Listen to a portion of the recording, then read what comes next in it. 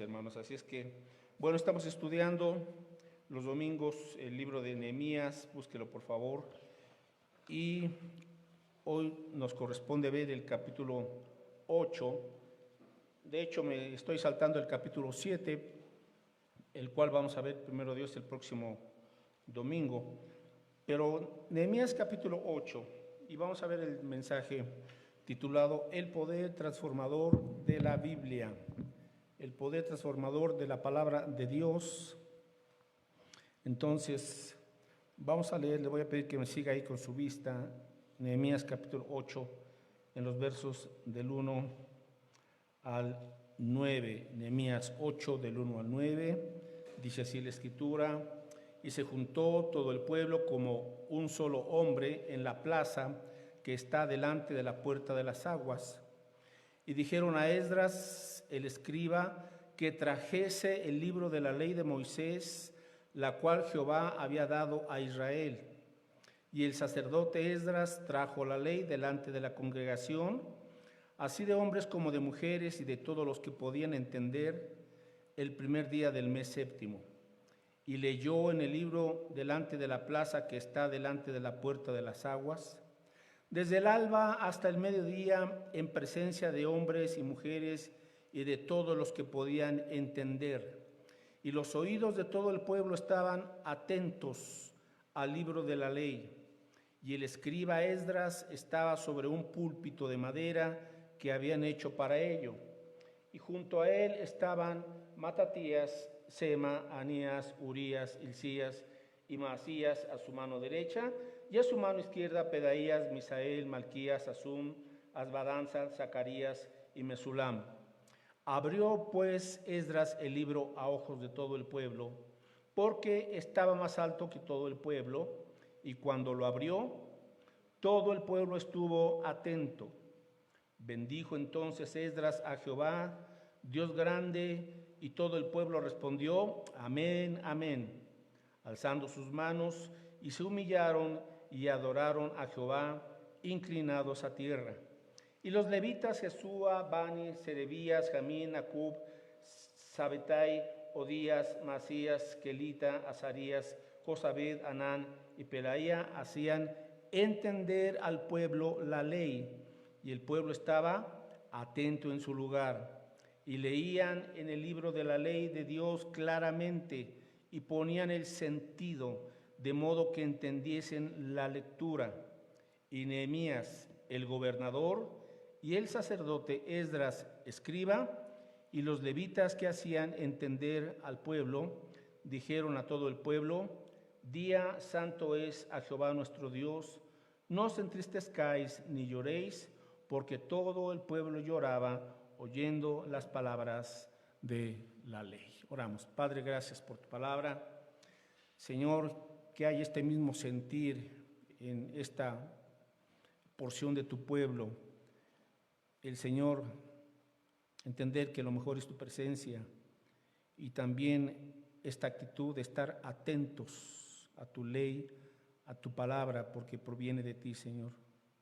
Ayúdanos a hacer a un lado cualquier distracción, cualquier cosa, Señor, que quiera apartarnos del entendimiento que tu Espíritu Santo y tu palabra van a traer en esta tarde a nuestras vidas. Señor, que esta enseñanza traiga una transformación aún más profunda en nuestro caminar contigo, y que amemos tu ley con mayor gozo, con mayor entendimiento, y que tu ley, Señor, siga nutriendo nuestra fe, nuestro consuelo y esperanza en ti. Bendícenos, lo rogamos en el nombre de Jesús. Amén. Bueno, pues el poder transformador de la Biblia. En el capítulo 6 de Nehemías, en el verso 15, Nehemías 6:15, se nos dice que llevaron a cabo a buen término el proyecto. ¿Cuál era el proyecto inicial? La reconstrucción de los muros de Jerusalén. Nehemías 6:15 dice aquí, le da lectura: fue terminado pues el muro el 25 del mes de Elul en 52 días. Así es que Nehemías, juntamente con el pueblo, terminaron lo que habían iniciado, ¿verdad? La obra que el Señor le había puesto en el corazón de Nehemías y también en el pueblo. Así es que terminan la reconstrucción de los muros, de las puertas, y ya no solamente tenían el templo, sino ahora tenían ese gran muro para protección de la ciudad. Sin embargo, mis hermanos, aquí no termina el libro de Nehemías, pudo haber terminado aquí en el capítulo 6, ¿verdad? Sin embargo, continúa, porque hay algo que tenemos que entender. Sí, hay que levantar construcciones, paredes, etcétera, etcétera. Y sí, hay muchas cosas que tenemos que materialmente, ¿verdad? Preparar. Así es. Sin embargo, el punto es este: no todo en la vida son las cosas. Son importantes, son buenas, hay cosas necesarias, claro que sí. Pero podemos tener una construcción, un proyecto, ciertas posesiones y sin embargo carecer de lo esencial. Podemos tener una familia, pero a veces esa familia no tiene el fundamento, los valores que la van a enriquecer y van a permitir, por ejemplo, a esa familia, pues no solamente tener una propiedad, sino el estilo de vida que proviene de las riquezas de Cristo, de su esperanza, de su fe, de su amor, de su santidad, etcétera, etcétera. Entonces, por eso vamos al capítulo 8, en donde Nehemías se percata de que, bueno, ya se terminó ese proyecto, pero ahora viene lo que le va a dar sustento a la vida de un pueblo, de una nación. ¿Cuánta gente había en Jerusalén? Vamos a Nehemías capítulo 7, versículo 66. ¿Cuánta gente llegó entonces y se instaló ya? Una vez terminados los muros, Nehemías 7:66, dice aquí, toda la congregación junta era de 42,360.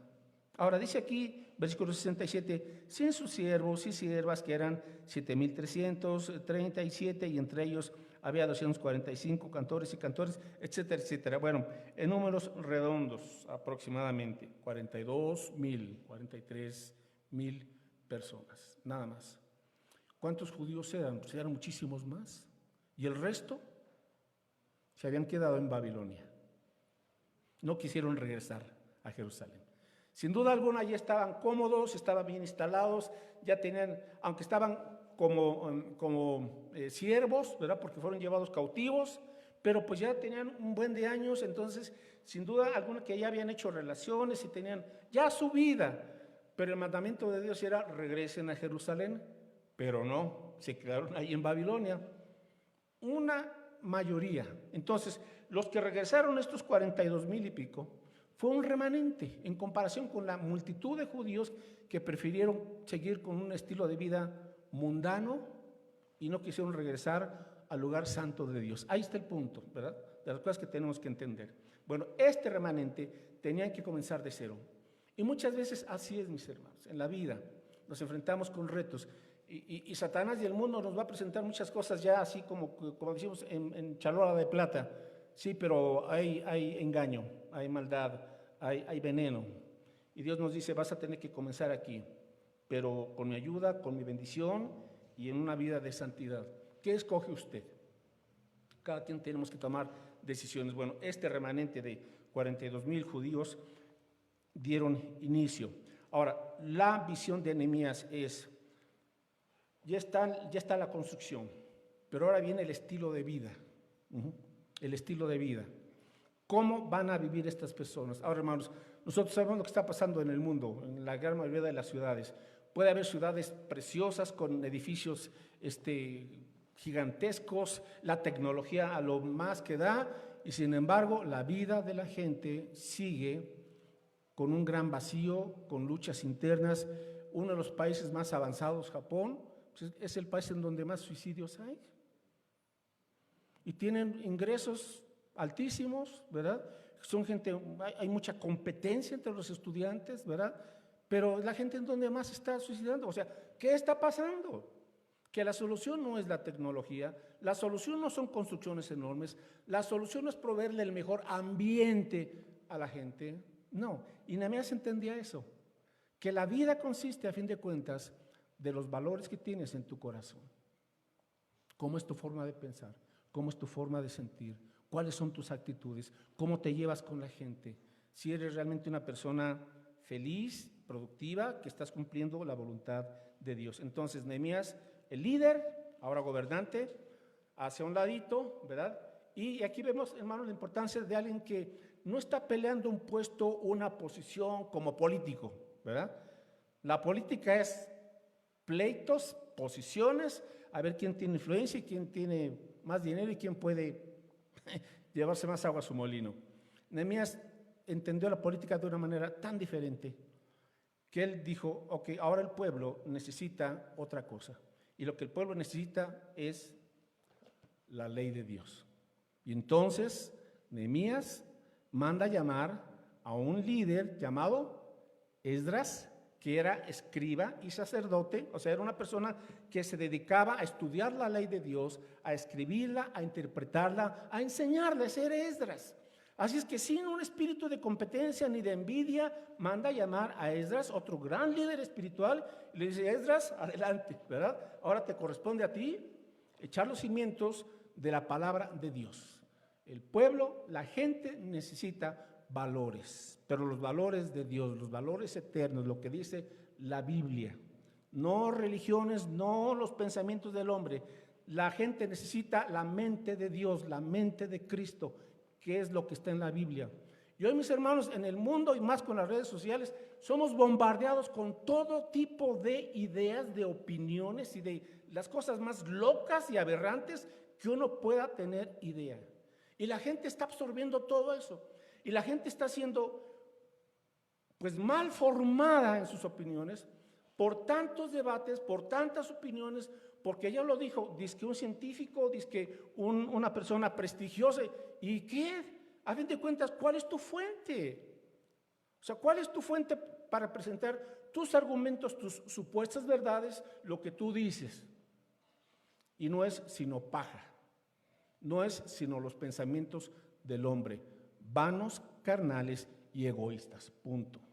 Pero es lo que la gente está recibiendo, porque la gente no está recibiendo la ley de Dios. Entonces, es aquí donde entramos con Esdras y mis hermanos, la importancia de que hoy por hoy los creyentes, ¿sabe cómo se le llamó al pueblo evangélico cuando comenzó la época de la Reforma? Regresaron a la Biblia, porque por el año 1400, 1500 la gente ya no tenía la Biblia en las manos. El clero católico se lo había apropiado y nada más tenían sus lecturas en latín. Pues ¿quién iba a entender en latín? Solamente unos cuantos. Entonces la gente iba a oír algo que no entendía. Hasta que viene la época de la Reforma y grandes reformadores tradujeron la Biblia al idioma de los pueblos y regresaron, devolvieron la Biblia a las manos de la gente. Como dice por aquí en el capítulo 8, versículo 1, traigan el libro, traigan el libro. ¿Por qué? Porque la religión popular le quitó el libro, la Biblia, de las manos al pueblo.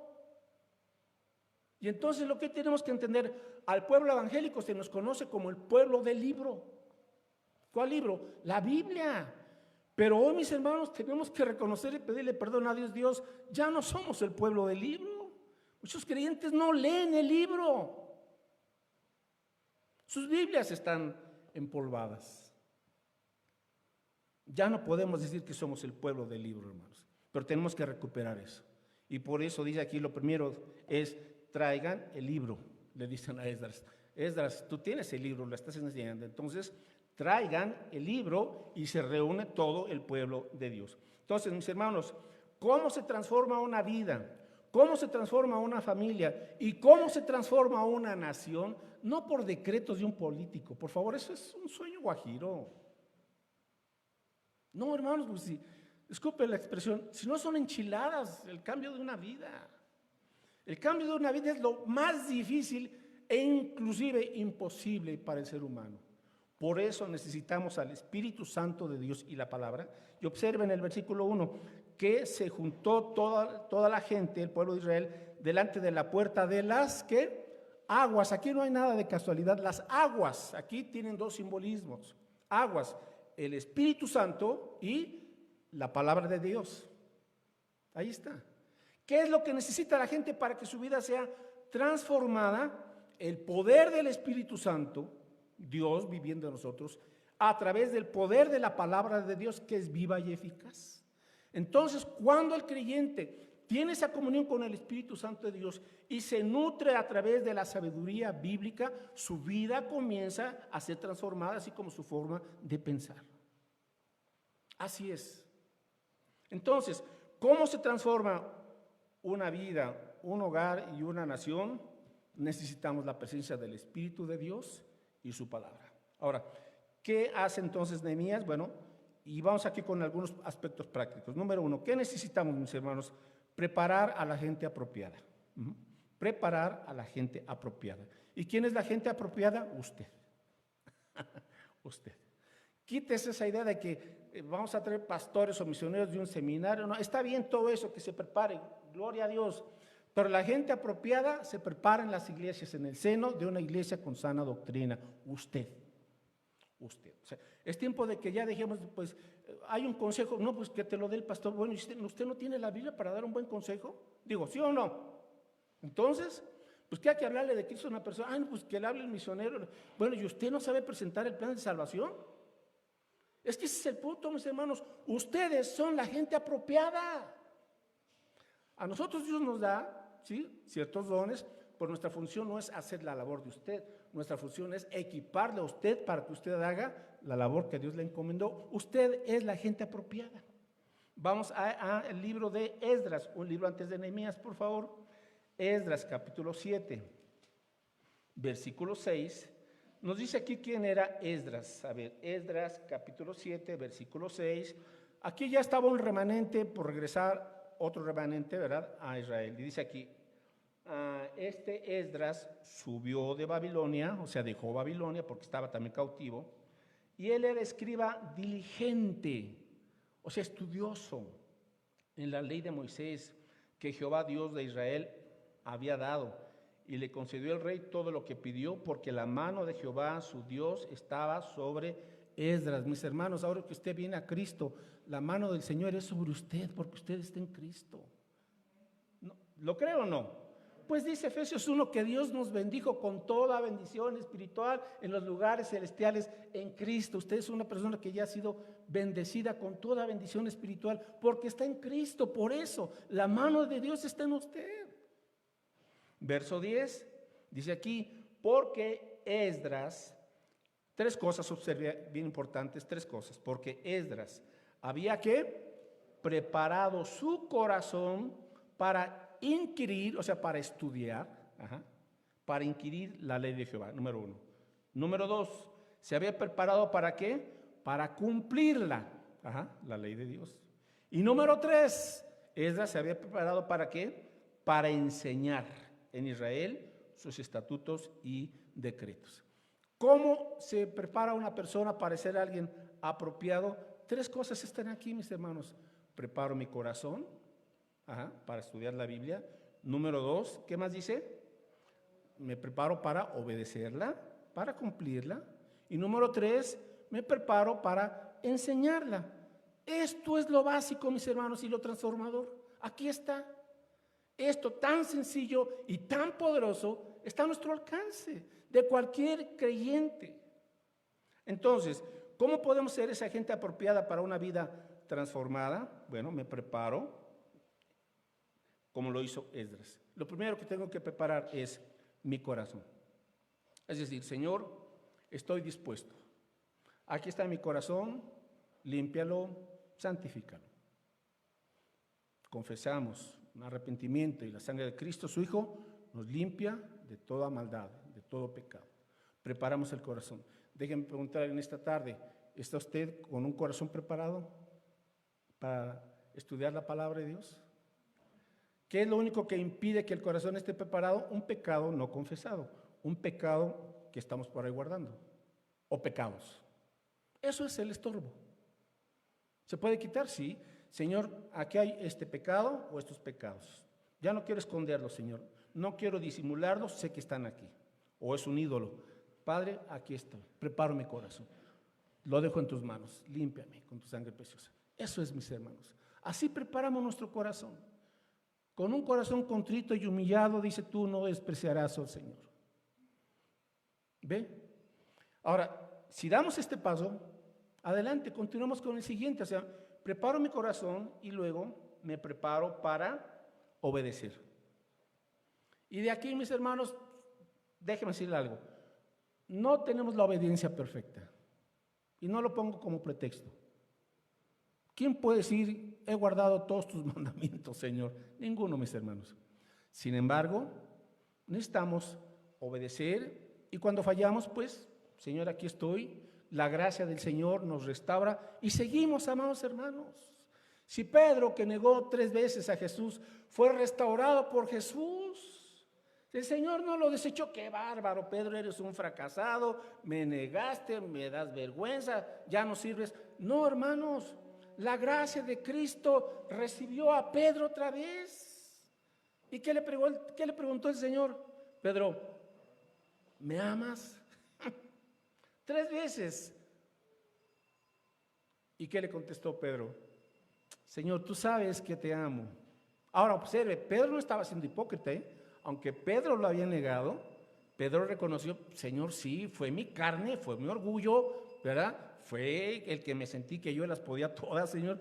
Pero Señor, tú conoces mi corazón. Tú sabes que te amo. Si el Señor le pregunta a usted en esta tarde, ¿me amas? ¿Qué le diría usted a Jesús? ¿Qué le diría? Sí, Señor. No le diga, Señor, pues no soy perfecto. No, sí, Señor, te amo. ¿Ya? Tú sabes, ok, no te amo como debiera, Señor, pero te amo. Porque tú vives en mí, ya hay algo en mi corazón. Has puesto una nueva naturaleza. Te amo. Entonces, prepara su corazón para la obediencia y luego para enseñarla. Ya tiene que llegar el momento en donde usted ya dé sus primeros pasos, enseñe también a alguien más la Biblia, a sus hijos, a sus nietos, a sus vecinos o a su compañero de trabajo, a ese amigo o amiga que aparentemente usted los ve muy sonrientes, ¿sabe? Muchas veces tienen luchas tremendas en su corazón y quieren hablar con alguien y quieren pedir un consejo, pero les da pena. No se abren tan fácilmente, pero traen una carga que usted ni siquiera tiene idea. Luchas, miedos, temores, frustraciones, adicciones, barbaridad de cosas, porque están sin Cristo, porque son esclavos del pecado. Eso no es novedad. Entonces, cuando usted se acerca y ora por alguien, usted se muestra sensible. Santo Espíritu, prepare a esta persona. Hermanos, Dios le va a dar la oportunidad para que usted le comience a compartir a esa persona de Cristo. Son los 3 pasos de Esdras. Preparó su corazón para estudiar la Biblia, la estaba obedeciendo y luego se dedicó a enseñarla a alguien más. Así es que, de esta manera, Esdras intervino y fue llamado y adelante. Regresamos a Nehemías, por favor. Nehemías capítulo 8, dice que se juntó todo el pueblo, ¿verdad? Como un solo hombre en la plaza que está delante de la puerta de las aguas, y dijeron a Esdras el escriba que trajese el libro de la ley. ¿Qué necesita la iglesia de hoy? Trae el libro, trae el libro. Pero hoy, mis hermanos, muchas iglesias, pues pseudo iglesias, con el propósito de tener mucha gente, están haciendo todo tipo de actividades para tener gente y multitudes. Por ejemplo, este señor en Guatemala, Cash Luna, quizá usted lo ha escuchado por ahí, que es un falso profeta, ¿verdad? Tienen ahí en su iglesia como 15,000 miembros, iglesia no, congregación, 15,000 gentes. Pero sí tienen ahí su cristoteca. ¿Sabe qué es eso, verdad? Es una discoteca, pero en donde se canta y se baila el nombre de Cristo. Y eso lo hacen para atraer multitudes de jóvenes. Ya ahí los tienen, ya de cuenta que está usted en un antro, ¿verdad? En un gran antro, pero poniendo música cristiana en esa cristoteca, y tienen ahí multitudes. Traen disco, traen música, traen luces negras y humo y un ambiente del mundo para que estén ahí. ¿Sabes? No necesito tus tonterías. Trae el libro. Trae el libro. ¿Qué es lo que necesitas? Pues yo necesito que venga un grupo para que me avive. No, lo que necesitas es el libro que te avive. Porque la palabra de Dios vivifica. Póngase a leer todo el Salmo 19. Y verá usted ahí al escritor del Salmo 19, Señor, vivifícame en tu palabra, no con un entretenimiento vulgar y mundano o religioso. Vivifícame en tu palabra. Pero hermanos, a veces no confiamos en la suficiencia ni en el poder transformador de la palabra de Dios. Aquí está Esdras, trae el libro. ¿Qué es lo que necesita la gente? El libro, la ley de Dios, la palabra. Traigan el libro. ¿Por qué? Porque la Biblia tiene que ser central, básica en la vida del creyente y en la vida de la iglesia. Porque la Biblia es la autoridad de Dios, no el hombre no es la autoridad. Dios, su palabra es la autoridad. Nuestra vida se rige por la autoridad de la palabra de Dios. No por lo que me dijeron, por lo que me enseñaron, por las tradiciones de aquí, por las tradiciones de allá, no, es la autoridad de Dios. El creyente debe preguntarse, ¿qué dice la Biblia? ¿Qué dices tú, Señor? Ese es el poder transformador. Tenemos que regresar a la suficiencia de la palabra de Dios. Isaías 55, versículo 10, por favor. Isaías 55, 10.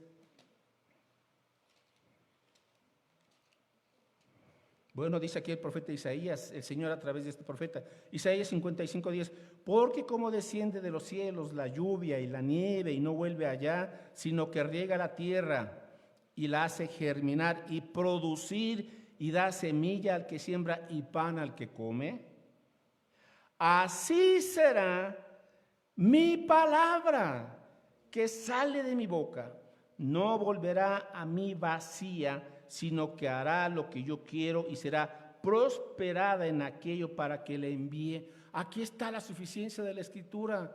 Pero a veces, hermanos, queremos las muletas del mundo para apoyarnos en esas muletillas. Bueno, entonces, ¿qué dice aquí el Señor? ¿No dice que su palabra es suficiente y que hará su obra y que dará fruto y que Él es quien hace el cambio? Pero lo que pasa es que, mis hermanos, no estamos yendo al libro, esa es la verdad. Pensamos que leemos la Biblia.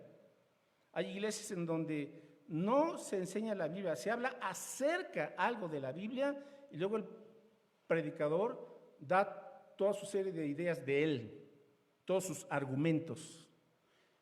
La maquilla o la barniza con un poquito de religiosidad bíblica, ¿verdad? Para que parezca palabra de Dios, pero no, mis hermanos. Ahora usted tiene que saber algo. ¿Qué es lo que, de las primeras cosas que roba Satanás a la gente? ¿Sabe usted qué es? Y no es la cartera, es otra cosa. Mateo 13, 19. Las primeras cosas que Satanás le roba a la gente cuando esté escuchando la Biblia o a un creyente, ¿qué cree que es? Mateo 13, 19. Cuando Jesús relata esa parábola del sembrador, Mateo 13, 19. Y habla del primer terreno, dice que oíd vosotros la parábola del sembrador. Cuando alguno oye la palabra del reino y no la entiende, ¿viene quién? El malo. ¿Quién es el malo? Satanás. Viene el malo y arrebata, o sea, se roba lo que fue sembrado en el corazón de esa persona. Este es el que fue sembrado junto al camino. Y no solamente lo hace con la gente inconversa, sino con los miembros de la iglesia. Cuando están escuchando la Biblia, usted le está leyendo en casa, etcétera, etcétera. Lo que Satanás quiere es distraerle y ponerle inmediatamente en otras cosas para que usted no entienda y no crea la palabra de Dios. Entonces, qué importante es que el Espíritu Santo nos dé el entendimiento, la comprensión, para que la palabra sea implantada, o sea, sea bien sembrada. Busque, por favor, en Santiago. A ver, Santiago. Santiago, capítulo 1. ¿Sí?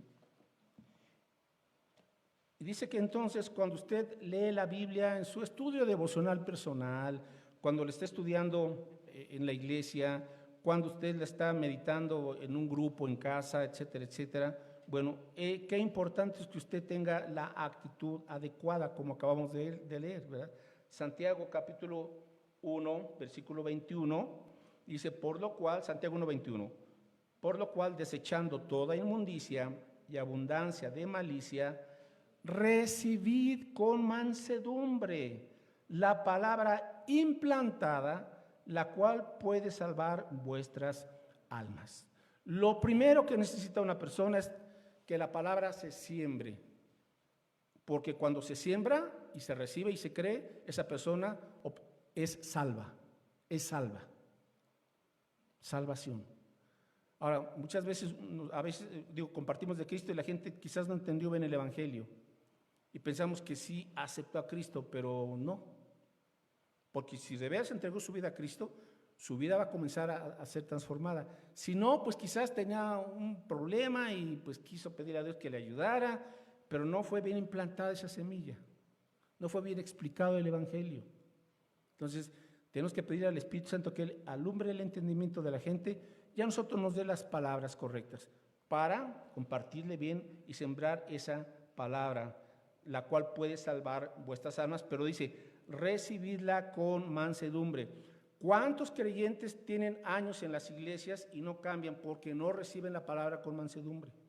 Vienen con una actitud así como de veras, no te creo, quizás, quién sabe, qué aburrido. O sea, no la recibes con mansedumbre, por eso no creces, por eso no maduras, por eso tus luchas son las mismas de toda la vida, porque no la estás recibiendo con un espíritu humilde. Señor, habla a mi vida. Ahora, por ejemplo, aquí, busque 1 Samuel 3:10. Cuando usted va a la Biblia, usted debe de tener esta actitud que tenía Samuel. Primer libro de Samuel, capítulo 3, versículo 10. Si usted va de rebelde, cuestionando, incrédulo, pues no le va a servir de nada, ¿eh?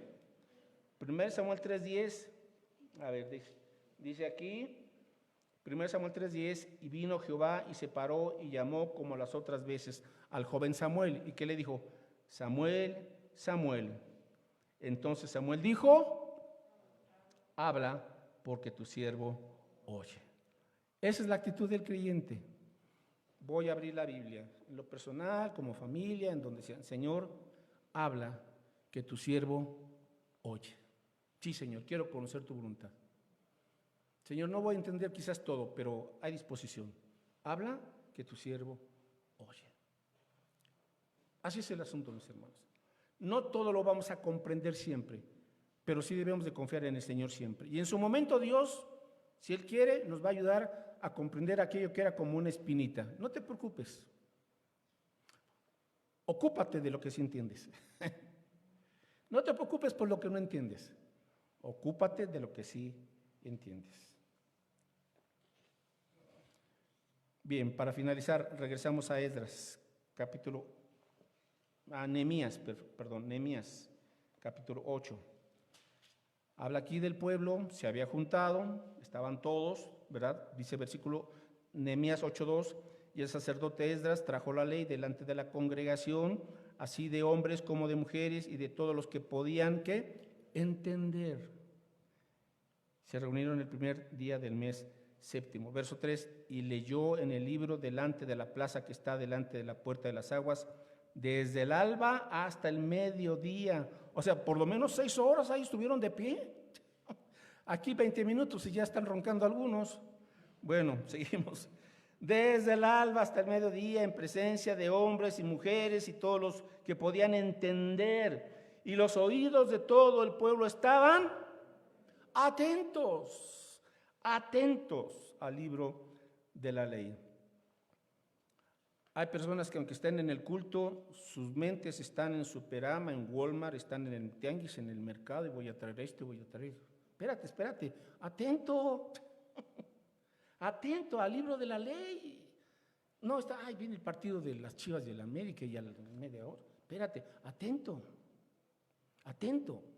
Así estaba el pueblo, estaban atentos al libro de la ley. Versículo 5 al final vuelve a decir que cuando abrió el libro, todo el pueblo estuvo, ¿qué? Atento. Por algo repite otra vez esa actitud. Versículo 7 al final dice que hacían entender al pueblo la ley y el pueblo estaba atento. Entonces, 2 elementos: entender, pero para entender necesito estar atento. O sea, hacer a un lado las distracciones. Ahora en las iglesias muchos hermanitos están con su celular ahí enviando mensajes. A ver, atento, deja tu celular un rato ahí, atento a la ley de Dios. Una persona distraída no va a escuchar las instrucciones correctamente. ¿Alguna vez le pasó que le dio a usted y le dijo a su hijo, a su hijita, ve ahí al mercado y me traes y le trajo todo lo contrario? ¿O no? ¿No le pasó? A todos nos ha pasado. ¿Por qué? Porque estuvo distraído el muchacho o la muchacha. Entonces así estamos nosotros con Dios. Dios nos habla en su palabra y nosotros, sí. ¿Qué dijiste, Señor? Y hacemos luego todo lo contrario a lo que Dios nos explicó, nos estuvo enseñando a través de la Escritura. Bueno, ellos tenían un compromiso, estuvieron ahí 5 o 6 horas. Pero el pueblo comenzó a llorar. Ahora, esto es interesante. ¿Por qué comenzó a llorar el pueblo? Según el versículo 9. Dice que lloraban. Ahora, no era porque estaban ya cansados después de 6 horas de estar estudiando las Escrituras, no. Por varias cosas. Ellos venían de años de cautividad sin haber escuchado la ley de Dios. Estaban en Babilonia. Y ahora les comienzan a enseñar, ahora por lo menos aquí la ley de Dios abarca los 5 primeros libros. O sea, se supone que eran Génesis, Éxodo, Levítico, Números y Deuteronomio, lo que les estaban enseñando. Entonces, al estar escuchando la ley de Dios desde Génesis y cómo Dios los sacó de Egipto, de esclavitud, y cómo los milagros que hizo el Señor con ellos y toda esa historia. Entonces, y cuando escucharon, por ejemplo, los 10 mandamientos y toda la exposición, fueron convencidos. Y cuando ellos escucharon que Dios les había dicho en Deuteronomio, si ustedes no guardan la ley, si se olvidan de mí, entonces yo los voy a esparcir sobre todos los confines de la tierra. Pero también el Señor les había dicho, pero si se arrepienten y dejan sus ídolos, yo los regresaré. Entonces, ¿por qué lloraron? Por un lado, porque fueron compungidos por su pecado. Señor, fuimos idólatras, fuimos rebeldes, no obedecimos tu palabra y aquí están las consecuencias. El pecado, fueron compungidos de corazón, estaban llorando, el pecado les dolió. Pero no solamente lloraban por eso, sino cuando comenzaron a escuchar las promesas de Dios de que Él los iba a regresar, y ya lo estaban viendo ellos efectivamente. Señor, ya está tu templo construido, ya están los muros terminados, aquí habemos un remanente, Señor, tus promesas se están cumpliendo. Estaban llorando. ¿De qué? De alegría. Entonces, era una mezcla. Está bien. Mezcla cuando el pecado, por amargo que es, Señor, me estoy pagando ciertas consecuencias. Perdóname, fui desobediente, fui testarudo, te desobedecí, me duele y lloro. Pero Señor, ahora me perdonas. Tu gracia es abundante. Me estás restaurando, Señor. Y quieres volver a usar mi vida. Padre, gracias. Y llora de alegría. Entonces, eso es lo que trae la palabra de Dios, mis hermanos. A veces esa contrición de espíritu, pero también esa esperanza. Mire, el Salmo 119, versículo, déjeme ver, aquí lo tenía. Salmo 119, verso, déjeme ver si es el 50 o el 150. Es el 50, sí. Salmo 119, 50. Y dice aquí, habla de la palabra, bueno, el 49, acuérdate de la palabra dada a tu siervo, en la cual me has hecho ¿qué? Esperar. Ella es mi consuelo en mi aflicción, porque tu dicho me ha vivificado. Amén, hermanos. A veces hay un problema, tenemos una gran preocupación, no sabemos qué hacer. Esperen la palabra, confía en la palabra. Ella es tu consuelo. ¿Quién más te puede consolar? Sí, podemos consolarnos los unos a los otros. Amén. Pero hermanos, la palabra de Dios es tan poderosa y tan viva que trepas a tu corazón. Algo nos inquieta, algo nos está quitando la paz, algo nos está preocupando, pero nos dice, Señor, yo estoy contigo. Gózate cuando eres probado. Y muchas otras cosas. ¿Quién le puede dar ese consuelo? La Escritura nada más, mis hermanos. El Espíritu Santo de Dios. Amén. Entonces estamos viendo la importancia de que la palabra sea central en nuestra vida, sea nuestra autoridad, nos estemos alimentando, nos gocemos con la palabra de Dios y la apliquemos. Así es que, mis hermanos, que el Señor nos ayude a regresar al libro, a todos los días dar un tiempo para para leer, para entender, para pedir la dirección del Señor y que su palabra forme los valores de Dios, las convicciones, el consuelo, el ánimo, la fortaleza, que nos dé el gozo, que nos dé la perseverancia, que nos dé la sabiduría. Todo está en la Escritura, mis hermanos, por el poder de su Espíritu Santo. Así es que, aquí está, traigan el libro. ¿Tiene el libro en su casa? Si no, cómprese una y en la librería tenemos un buen número de Biblias, pero hermanos, no sabemos lo que tenemos realmente. Y ojalá y que podamos ahora apreciar más que nunca. Y no solamente apreciar, sino lo que hizo Esdras. Preparo mi corazón para estudiarla. 2, la cumplo. Y 3, la enseño, la comparto. Oramos. Padre, gracias por tu palabra.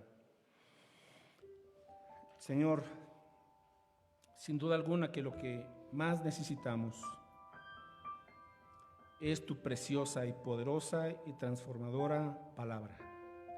Ante todos los retos, ante la incertidumbre que enfrentamos, ante las desviaciones, distracciones y tentaciones del enemigo, Señor, solamente tu palabra prevalece. Solamente tu palabra es lo que nos trae gozo, confrontación con nuestro pecado, nos trae consuelo, ánimo, fortaleza, sabiduría, poder, autoridad, gozo, etcétera. Señor, tantas bendiciones. Traemos el libro, Señor, una vez más a nuestra vida, a nuestra casa. Permítenos valorar y creer de todo corazón lo que tú ya has establecido, Señor, en ella, porque tu palabra es viva y eficaz, transformadora. Ayúdanos, Señor, a dar un tiempo para cada cosa. Todo tiene su tiempo, pero la prioridad la tiene tu palabra. Nutre, Señor, nuestra fe. Avívanos, despiértanos. Síguenos equipando, Señor, con tu ley, a través de tu Espíritu Santo y de tu gracia abundante. Oramos, Señor, especialmente por los jóvenes, quienes están siendo acechados por el enemigo, quienes están siendo, Señor, bombardeados con tantas tentaciones, con tantas ideas falsas. Te suplicamos por ellos, adolescentes y jóvenes, para que ellos, Señor, esta juventud cristiana, atesore tu palabra en sus corazones, se mantengan firmes. Oramos, Señor, por los jóvenes. Quizás algunos de ellos tienen luchas, a veces están con la indiferencia o con otras situaciones, pero te pedimos que tu Espíritu Santo traiga libertad en sus mentes y corazones y el deseo para que ellos amen tu ley. Pero también rogamos, Padre Santo, por los adultos, que nosotros tengamos sed de tu palabra, que como niños recién nacidos, Señor, deseemos la leche espiritual no adulterada, para que por ella crezcamos para salvación y maduremos. Pero, Señor, permítenos tomar este ejemplo de Esdras. Queremos preparar nuestros corazones para estudiar tus escrituras. Ayúdanos a obedecerla y también, Señor, a compartirla con otros para que ellos también experimenten la palabra de Cristo de manera abundante en sus corazones. Gracias, Padre Santo, en el nombre de Jesús. Amén.